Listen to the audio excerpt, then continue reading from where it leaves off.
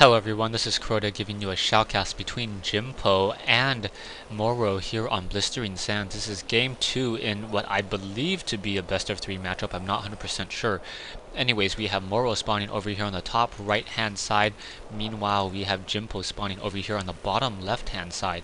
Both players, I just wanted to go ahead and show you that there are these little bit of decals here. I believe this decal right here is the 50 win, or is that the 50? I believe that's a 50 win for either the solo player or the 2v2. I believe it's the solo player.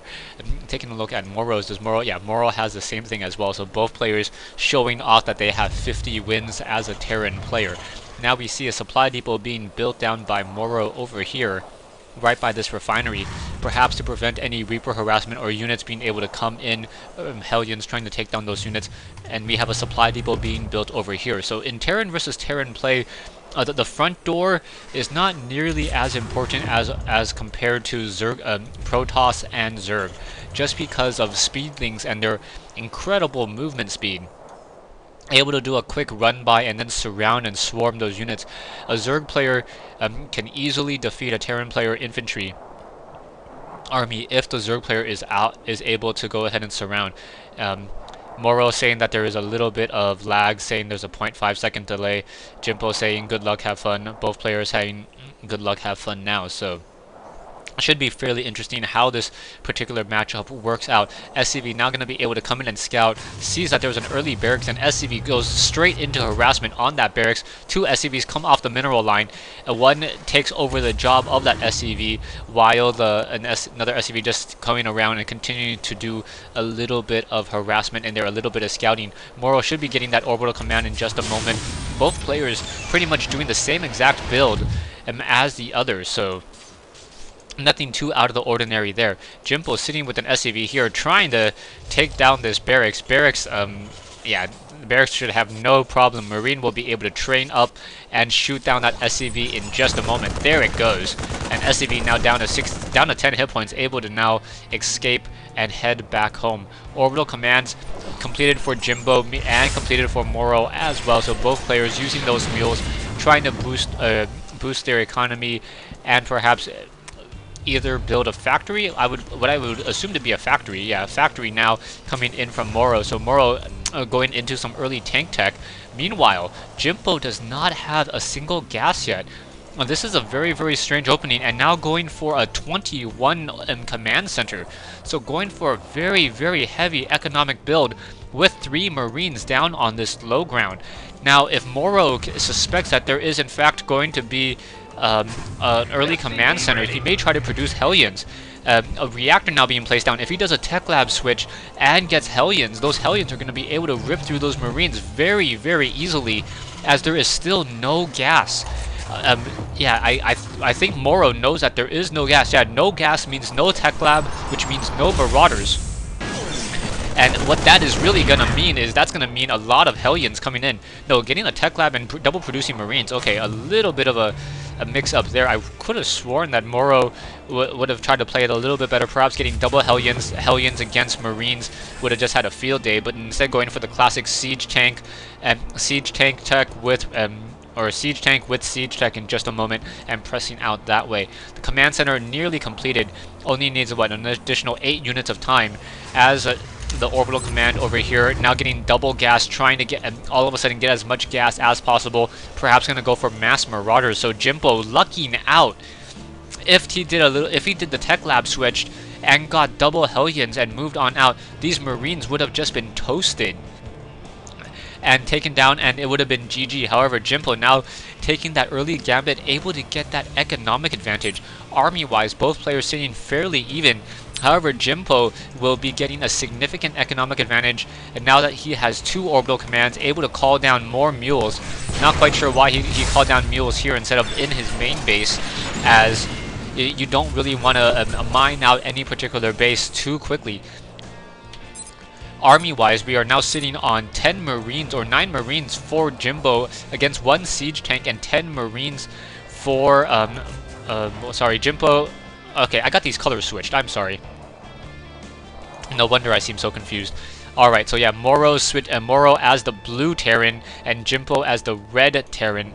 That's a little bit confusing. Now we finally have some Marauders now coming in. Siege tank, 2 siege tanks already out, and siege tech now being researched. So delaying the siege tech research in order to get 2 earlier siege tanks. Siege tech should be completed by the time these the SCV and these Marines move on out of there. And now that orbital command now being lifted up after seeing that he will not be able to take down this particular base that easily.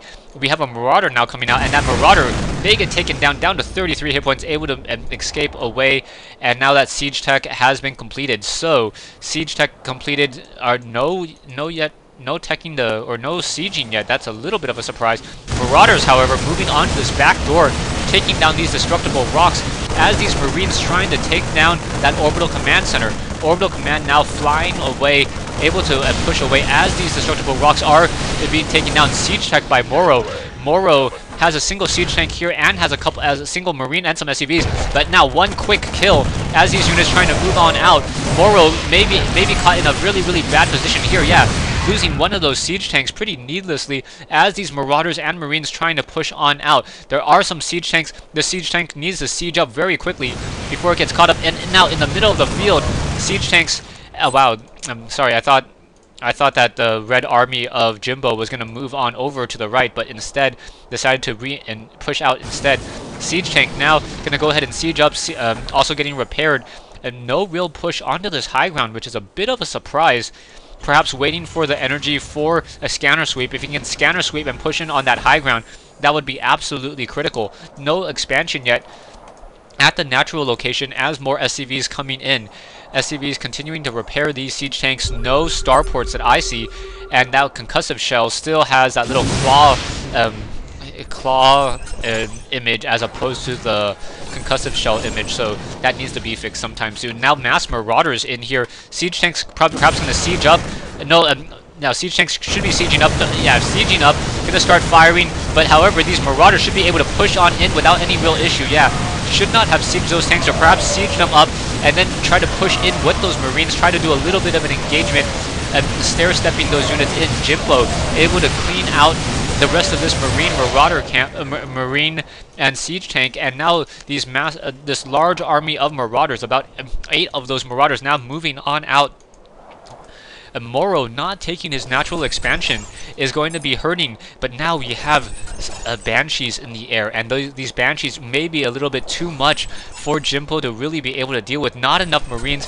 He has invested a lot in Marauders, and those Marauders are going to have a very bad day while those missiles are being while those backlash rockets are just going to be driven into them. Siege tanks now on this high ground going to be able to get a couple. Oh, almost able to get a splash off or two. No sight down onto that lower ground, so that's really the issue. So one Marine acting as a little bit of a spotter there. However, Marauders now coming into the back door, and Morrow has to see that these Marauders, or those supply depot, or this backdoor destructible rocks is now getting taken down. Siege tanks not moving over. What is going on? He does not see this backdoor. A single Banshee now in play, trying to shoot down some of these Marauders. Now losing that single supply depot, so things are looking bad here. There's one. Will that Banshee be able to deal enough damage? Siege tanks now firing in. Siege tanks trying to make sure that they're not easily focused down. Marines and Marauders now coming in. Marauders trying to do a little bit of that move and attack, but that whole entire army is simply taken out by Morrow. Morrow having far higher production units, and now this Banshee that has 11 kills by taking down some of the workers at the natural expansion, gonna start taking down these SCVs here. So SCVs now shooting down this Banshee now shooting down those SCVs, and a Viking coming in and will be able to finish off this Banshee there. So Banshee down to 20 hit points, down it goes, and it looks as though the rockets were about to hit that SCV to finish it off, but not enough.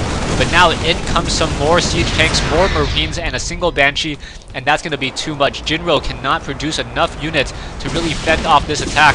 Now focusing down a couple of these Marines, focusing on the starport. Now SCVs coming off the line in order to fight back. Siege tanks able to focus down some of those Marauders. However, those Vikings that are in the air, not going to be able to do much of anything else. And Jimpo says GG. Stay tuned for the final game between Jimpo and Morrow in this matchup.